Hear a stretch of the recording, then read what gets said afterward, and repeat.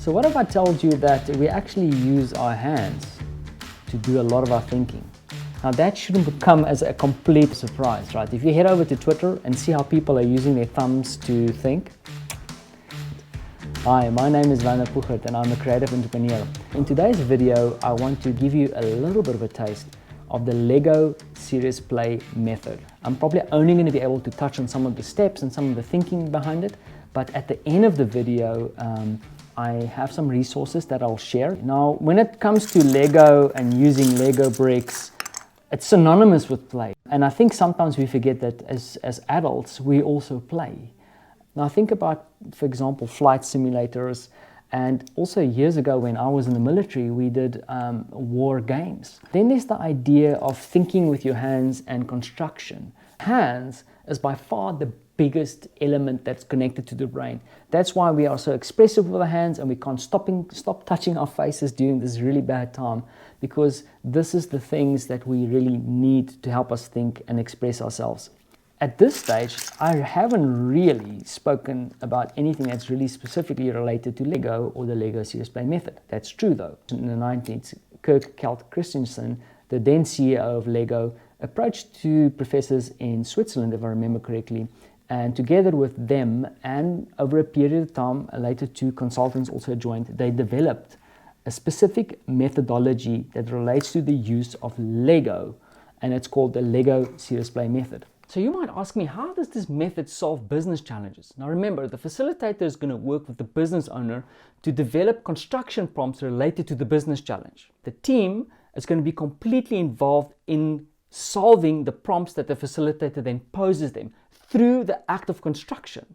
And now remember, when people start building with their hands and start developing models, it triggers a much deeper creative part of the brain. So the method is set up in a certain way that it allows for everybody to share. So even the quiet, clever guy in the room gets to actually air his view and his perspective. And it's through this shared perspective and shared views and shared thinking that the method really becomes powerful. Now you might also ask me, now, what kind of business challenges do I get to solve with this method? Well, it depends on how you develop the construction prompts. But as a general rule of thumb, when you're together as a team in a meeting, you can use the individual model build, so everybody builds their own model, to address things like coaching, team values, and team behavior. And you can also use the individual models for ideation techniques. The second layer, which is shared models, is also good for ideation, but then you can start doing team building and then also innovation. Now, when you start building the elaborate system models where there's different kind of moving parts, you can start thinking about doing scenario building, so using the model to actually play out certain scenarios, and also for business and all kinds of different kind of strategy that you want to develop. So hopefully that gives you an idea of how this method fits into a business environment. Great. So as a next step, I quickly want to introduce the method and then how the method works. Now the Lego Serious Play method, as it stands now at the moment, is actually being open sourced. However, Serious Play is still sets of bricks that you can purchase from Lego today. So for example, what I'm currently using and what I've built this little model from is the Lego Windows kit. You can buy them in bulk for 100 of these little bags in a box. They are great for starter workshops. Then you have the Lego Serious Play starter kit. If you're interested in this methodology and you wanted to get some equipment, I would recommend trying to grab one of these boxes. There's quite a few bricks in there.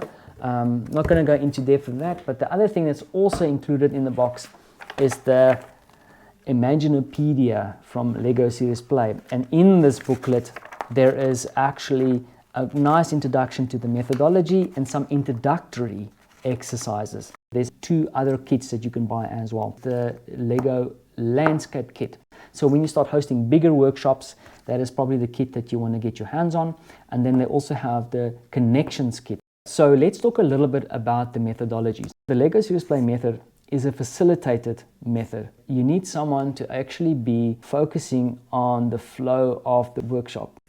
The facilitator then manages up to 8 to 12 people. So it's really important to make sure that you don't overextend yourself with too big a groups. Then this is super important when it comes to Lego Serious Play. A lot of people, and we don't realize this, don't feel comfortable playing with toys in a boardroom or in a meeting room. Everybody in the room, everybody who is in the room except for the facilitator is actually a participant in the method. Now, the method consists out of 4 distinct key steps. First, you need to pose a question. These questions are developed beforehand with the facilitator in conjunction with the client. The client usually has some kind of question that they want to have answered. Not a dollar sign, a question mark. So for example, I'm going to use a silly little question like build your ideal employee. Let's say this team is really looking at expanding, but they want to make sure that they hire the right people. So posing the question, and then of course what you also do is that you want to set some kind of time limit. So each person has got their set of bricks, and then of course within the time they start constructing, which is the second step of the LEGO Serious Play method, construction. Before this, I quickly went and I constructed a model, just to show you what a model like this could look like. When the construction is done, the third element is then sharing. Each individual person will share the story of their model. Now, I want to reduce blah blah as a facilitator. So everything the person is sharing is related to the model. If he starts talking about something else, it's irrelevant, you stop them. They always need to refer to something that happens on the model. So for example, I built my ideal employee. My ideal employee is someone that is willing to take or go out on a limb and take risks to find better solutions for the company. But also, I want to build a company and I want to build a team where you'll see some eyes over here. I will have this employee's back. I want to create an environment where this person feels relatively safe to go out on a limb. People actually add certain elements there for specific reasons, and it's nice to extract them. Now, when team members start asking questions about some of the things that I might have said here as a participant, those questions are only directed to the model, never the persons. And then at the end, reflection. Everybody is going to build something that's fundamentally different, and you'll be able to spot some things, some areas where people agree, but you will also quickly see where people disagree, for example, or perhaps identify areas where people actually have some innovative or new ideas around a specific topic. The example that I just built, this one, is really around building individual models. The second layer that you usually get from there is to then say, okay, cool, let's create a shared model. Now imagine each person here has their little element that is important to them, and then at the end what you have is a combined model, a combined narrative where everybody's important and most dearest aspects through negotiation and conversation is then built together. The next model that people will then build is what they call a system. So you can then get the team to add different agents, things that will influence. For example, if I say, if we want to build our really dream employee, what could influence that? So for example, people could build a model that says, this model represents the economy. Money might have an influence on that model. So this little thing influences money. So you can see that there is now separate models that can move around this central model. And then finally, and this is where the connection kit comes in, is that you can build connections between models, and you can illustrate how these models are then connected. Really interesting to see when this happens is that you can brainstorm certain ideas and you can actually simulate things happening. So for example, now that we're going through a crisis, how would it affect how we employ people? And you can then move the model around to simulate how that happens. So before I go, I wanted to give you 3 resources that you can check out if you want to know more about the method. First book, Building a Better Business Using LEGO Serious Play by Per Christensen and Robin Rasmussen, who actually helped found the methodology.